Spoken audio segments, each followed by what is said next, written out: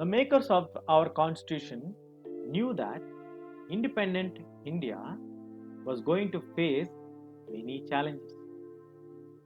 So, they have issued certain guidelines. Foremost challenge was that to bring equality and well-being of all citizens.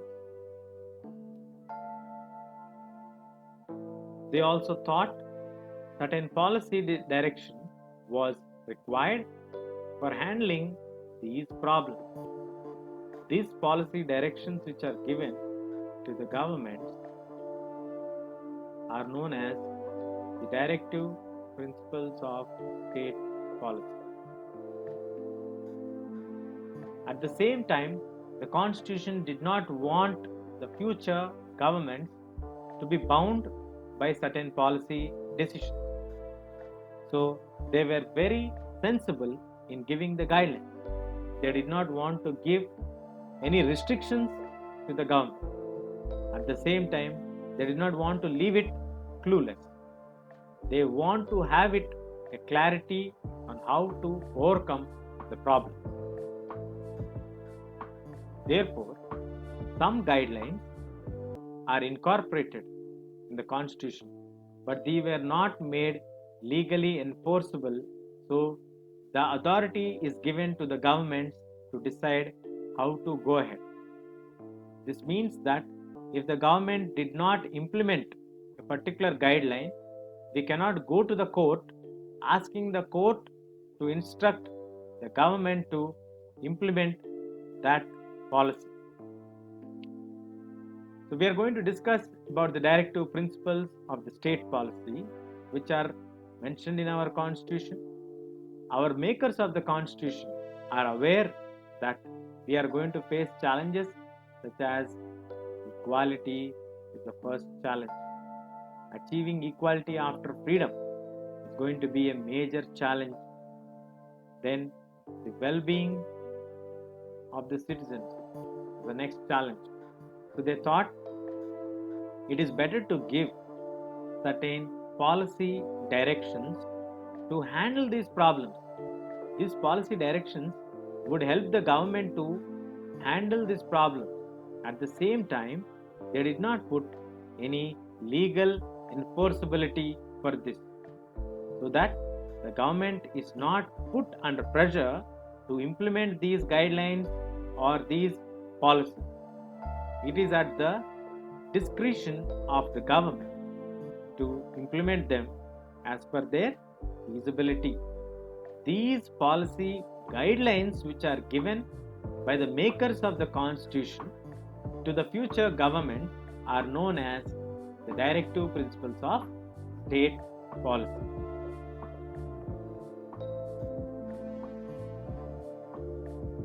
These guidelines are non-justiciable and the parts of the constitution cannot be enforced by the judiciary.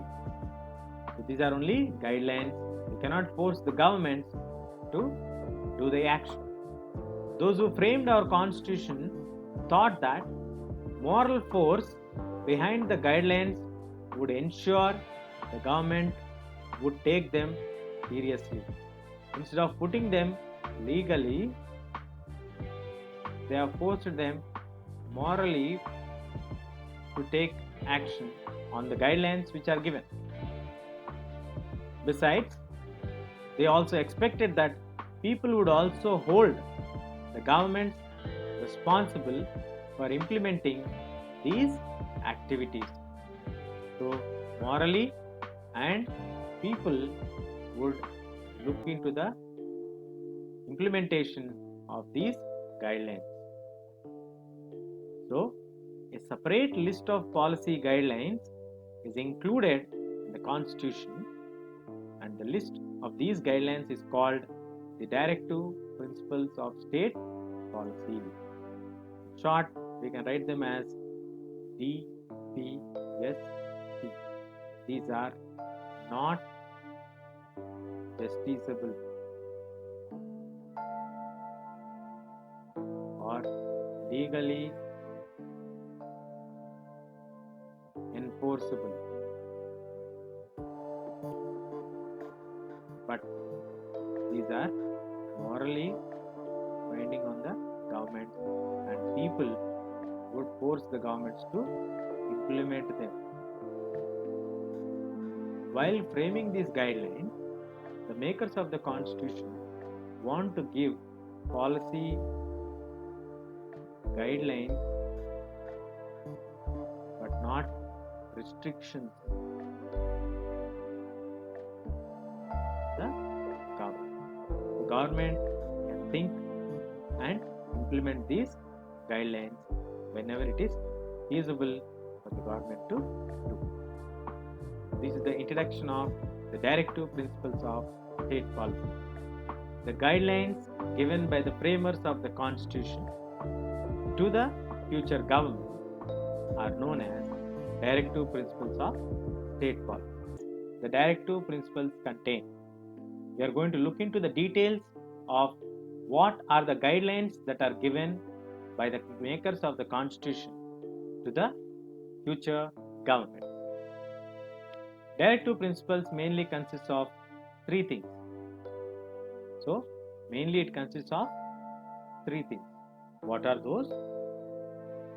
One, the goals, the objectives that we as a society should adopt. The first thing, it consists the goals and the objectives.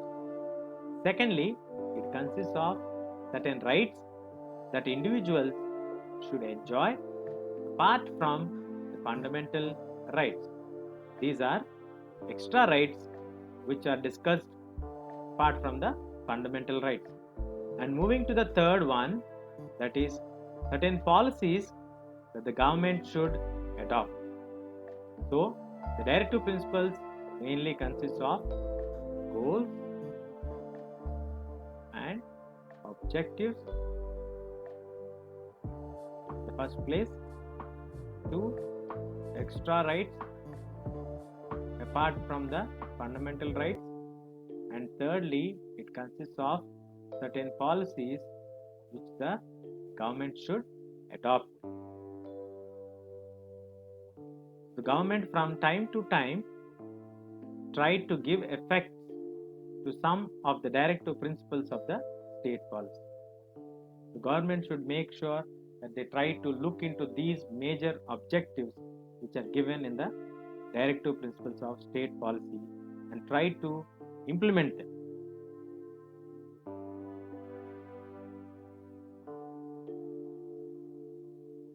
So, in this list we have some of the things which are adopted by the governments.